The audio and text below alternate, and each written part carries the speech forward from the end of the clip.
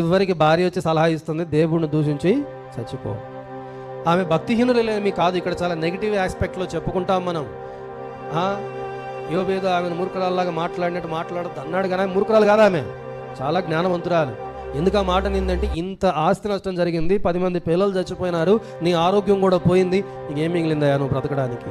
నీ బాధ చూస్తుంటే నాకే తట్టుకోవట్లే, మనసు తట్టుకోలేకపోతున్నా నేను. ఎందుకు తెలుసా?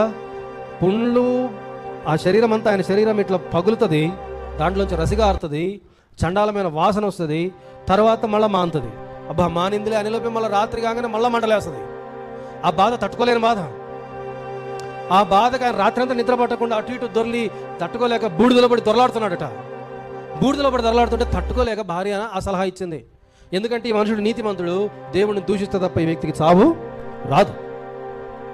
అందుకనే నీ బాధ చూడలేకపోతున్నా, దేవుడిని చచ్చిపో అంది భార్య.